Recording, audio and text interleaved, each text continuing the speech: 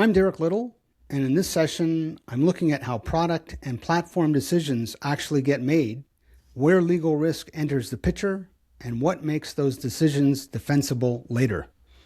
Today, I'm speaking with Krishan Thakker, an expert on legal defensibility for technology risk. Welcome, Krish. Thank you, Derek, for having me on again. Pleasure. Before we get into this, can you briefly introduce yourself and your background? Certainly. I'm a dual qualified attorney, currently admitted in New York, DC, Pennsylvania, with qualifications in the UK and obviously in the US. I run an independent consultancy and advisory risk management practice focused on legal and regulatory compliance, including product and platform compliance. My real specialties sit at the intersection of privacy, AI governance, and product and platform counseling. I spend most of my time helping tech platforms, whether it's marketplaces or social media, and so forth, through my own consultancy or via engagements with larger ALSP platforms, and help clients identify risks that could be embedded within their product roadmaps and designs. Ultimately, I like to work with executive teams and management teams, as well as mid-level product management, make legally defensible decisions before they become regulatory or litigation liabilities. Okay, let's start with a real-world type of situation. Let's say a product team is preparing to launch or change a feature. And the question they're asking is, can we build this? So what legal questions should they be asking? And can you walk me through what could go wrong there? And without referencing any confidential client, employer, or project details, of course. Sure. So actually, funnily enough, I have a name for this exact scenario, Derek. I call it the build it first trap. What happens here is engineering team kind of has tremendous momentum, and the momentum outpaces the company's governance in this situation. They look at the immediate technical challenges and they ask, well, can we build this? And because they're excellent, world-renowned engineers, the answer is usually yes, we can. But treating product development purely like a technical exercise is very dangerous. So I grew up playing chess competitively in the UK. And one of the first things you learn is you can never just look at your immediate next move. You have to look 5 to 6 moves down the board. When product teams ask me, can we build this? They are only looking at the very next move. It's short-sighted. Shipping feature or the checkout feature. But what they should be asking is, can we forensically defend this decision as though a regulator, a class action plaintiff, a judge, or a cyber insurance underwriter scrutinizes all of our data pipelines 1 to 3 years from now? If these teams do not involve legal early, they significantly risk launching a product where the data flows, the vendor integrations, and the user expectations have almost hardened into an undefensible posture, making my life very difficult. So where would the risk usually, you mentioned a few things there, where would the risk usually start? Like, is it in the product design stage, data use, user experience, or vendor dependency, documentation, or executive sign-off?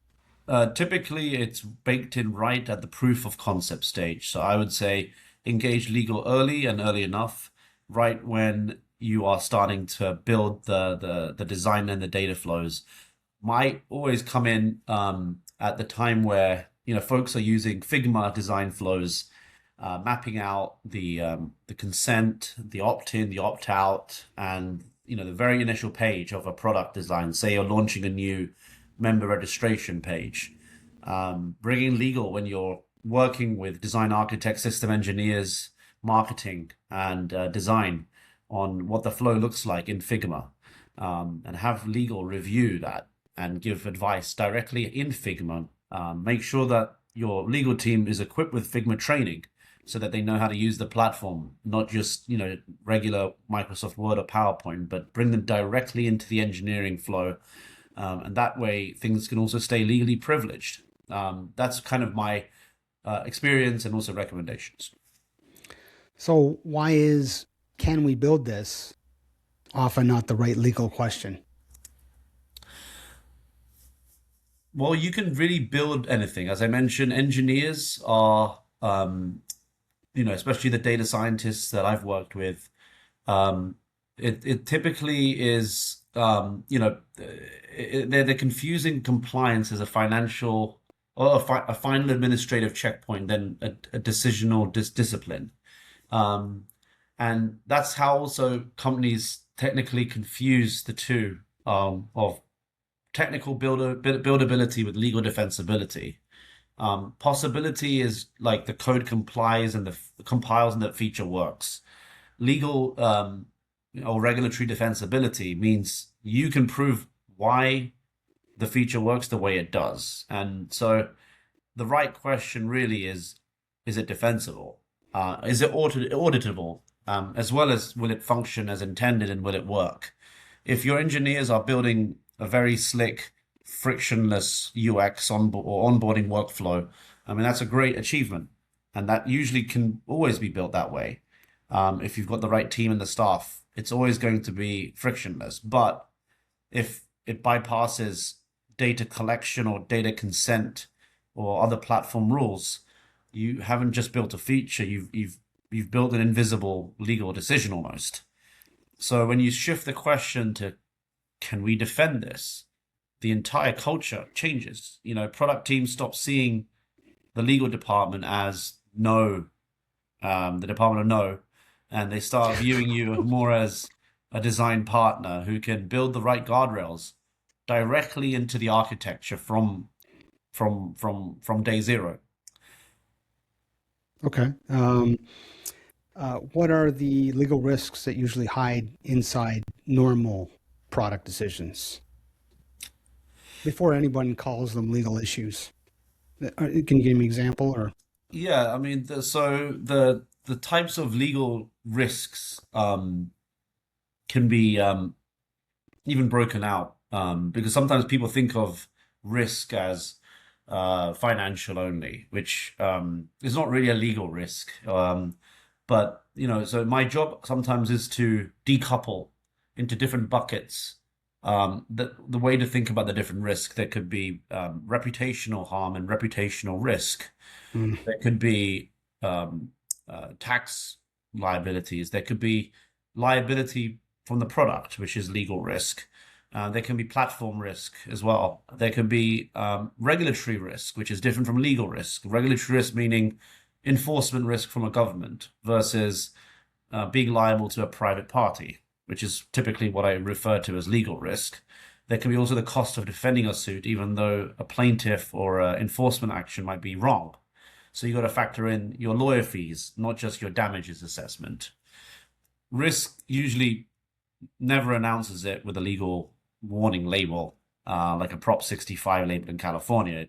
It usually hides inside of the user experience. If you think about, say, an example here could be helpful to illustrate a third-party vendor integration. A product team might drop in an API from a vendor to quickly add a new analytics capability or a new feature, just to make the product better and flow better. But if no one's documenting what data the API has access to, or fails to decommission a legacy prototype credential, say when the test is over, you haven't just then added a feature, you've unlocked a door into your data ecosystem. So we see this all the time, where use of data, privacy, cyber issues overlap. A decision by product about, say, how long to retain user data for an AI training model could impact your cyber risk if a breach occurs. The exposure happens really when teams don't realize their everyday design are actively shaping the company's liability. Would you say then that cyber risks like that would represent a product decision, excuse me, that would create the most exposure later? Is that Yes, I mean, again, this is not legal advice I'm providing and does not reflect the views of any of my clients or employers or companies, nor my sure? credentials as an attorney. This is business and information advice, so I had to say that as a disclaimer. But the answer, yes, Derek, that's absolutely correct. Well summed up. Okay. When should product teams bring in legal before launching a new feature? So, I mean, this is similar to your question earlier on when to bring in legal early as possible. My answer was proof of concept. I mean, legal needs a seat at the table during the design phase, way before even a single line of code is committed to production. And the reason being is privacy is risk, really, and cyber risk. We're living in a USA without a federal data privacy or protection act right now, yet to come under this administration, whether one will get enacted. I know there's some momentum and push going on to unify and preempt state laws, but we're dealing with a patchwork of state laws where really you just can't afford to waste time researching and figuring out a fragmented strategy, which is going to be more costly. So better to start with the most conservative approach in my mind when building a product that's scalable across the US and maybe internationally, and complying with the most strictest of standards, which in my mind are, GDPR, Europe, CCPA, CPRA, and CPPA in California, Germany's state privacy law as well, and new laws looking at Indonesia and India right now, and even Thailand have very strict, in fact, criminal repercussions in some ways, and then kind of building a product on those benchmarks and then not having to worry too much about the other ones, because they'll get taken care of by your conservative, early legal involvement risk approach. If you bring in legal right before launch, at that time, your data architecture is going to be built. The vendor contracts at that point are most likely 100% signed, and your user interfaces are all locked in. So fixing a compliance issue will delay your launch, which will then turn your legal department into the Department of No, which you don't want, hopefully. That, um, that so when covers you my bring next it question. right, I mean, and so in my mind, bringing in legal early is an operation as a legal design architect or a design partner. And you'll start seeing that slogan open up more and more at AI native companies now that are hiring lawyers too to be in-house. Um, and you can look at a proposed feature and say, we can absolutely build this, but let's structure the consent flow differently. Or let's tokenize the data layer so we minimize our breach liability. It's really about engineering your product to be defensible from day zero. Okay, let's talk a little bit about what actually works, what holds up. For example, if a product decision was reviewed later by regulator, board, customer, partner, an insurer, or opposing counsel, what would usually break? What would be the first thing that might break? Great question. I think what breaks is the resilience of your policy and the reliance on a static policy at the same time, rather than continuous evidence. You're losing integrity. You're losing your own policy positioning and credibility. I mean, there's a massive shift happening right now, particularly in cyber insurance and regulatory compliance investigations. It's no longer enough to show you've just got a strong data privacy policy or an incident response plan on paper.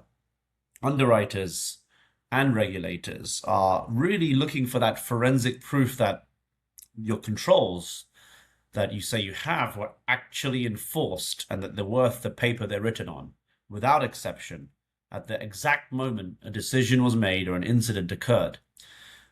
It's otherwise not prudent to have a policy. I mean, what's worse than having a policy is a policy that you have that you don't really enforce, because that's a misrepresentation to the world. Leadership also needs to be able to prove discipline. If a product decision is challenged, you need that documented good faith due diligence audit trail showing that the business had identified the risk, evaluated the regulatory landscape, deliberately built guardrails into the actual product architecture. A decision that feels reasonable in a say a sprint planning meeting will just fall apart if not in the boardroom under a subpoena if it isn't thoroughly documented, and you really don't want that publicity or that damage happening down the line when you could have prevented it. Okay. You mentioned, or we talked earlier about cyber and the crossover. Uh, what would you say is can you explain the difference between product counsel, privacy counsel, and cyber counsel? Or are they just all mixed together? No blame there for confusing them at all. And it's a good question. It used to be that they were the same. I mean, you would have technology counsel or regulatory counsel or product counsel used to handle everything. And even today, you'll see this friction at even some of the largest of corporations between demarcation lines in terms of who should be in which swimming lane, because some folks that have been doing this for a while handled everything.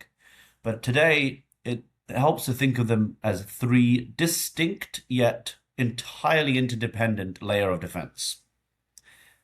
Privacy Council does and should focus on data rights.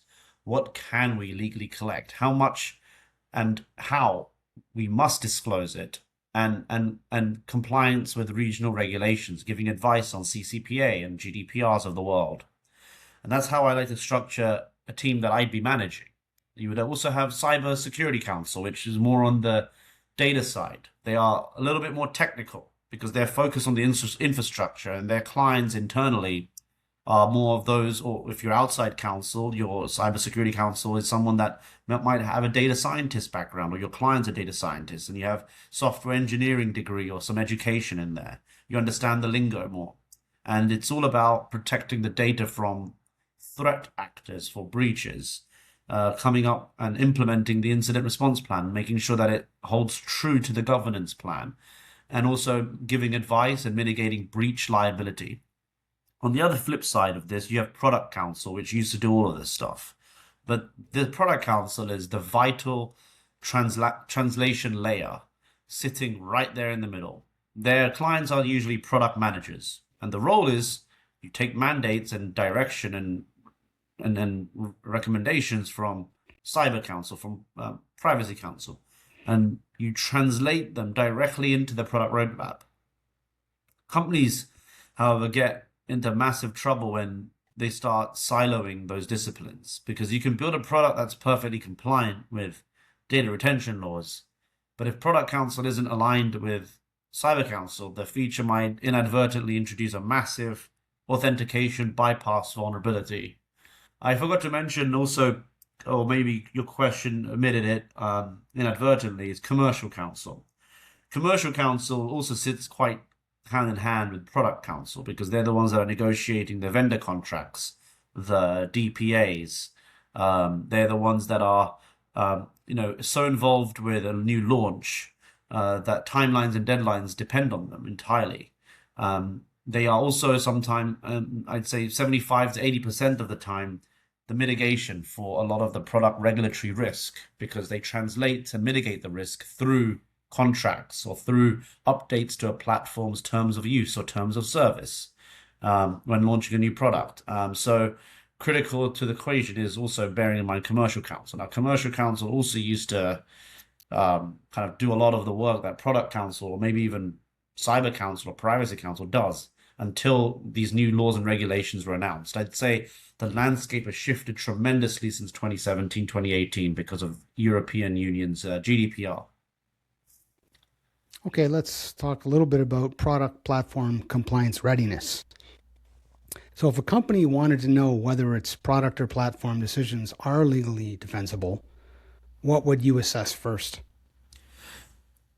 The very first thing I would look at is a gap between what is the company saying and what does the company's engineering telemetry prove it does. Now, to help organizations figure this out before they launch, typically I like to use a framework that I coined, the product compliance readiness self-assessment. we would look at mainly four core pillars: data and privacy consent mechanisms, AI and automation logic, platform vendor dependencies, and fourth, the documentation trail. The biggest readiness gaps always show up in the vendor dependencies and legacy systems. If a founder, say, of a founder of a company or a general counsel takes that diagnostic and realizes they cannot definitively prove how their platform handles third-party API tokens, that's the exact moment they need to hit pause and initiate a formal compliance review and potentially even an internal audit. Okay. Is there anything I haven't asked you that you also wanted to mention?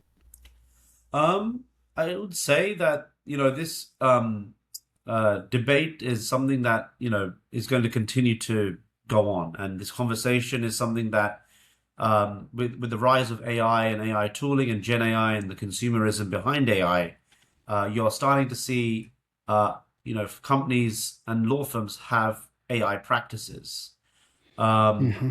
and AI, in-house counsel focus on this. And I think, um, uh, right now, is the right time to have them, not just because you have AI engineers, but because executives more and more are massively underestimating the legal exposure that's being created by their third parties and the vendor ecosystems. There's a mass reliance right now on AI companies and integrations, and everyone is using LLMs with the most basic of functions to some of the most complex processes. And with the rise of agentic AI, we're spending so much time, now building fortresses around our own perimeters.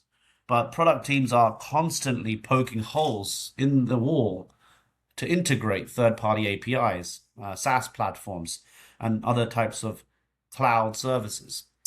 Executives assume that, just because a vendor has a SOC 2 compliance badge and ISO 27001 certification, the integration is totally safe. But as we've seen in the news with many recent market breaches, I won't go into details there because it does affect some of my clients as well. Threat actors aren't breaking down the front door. They're actively stealing authorization tokens or exploiting your abandoned prototype credentials just to walk right past your security stack.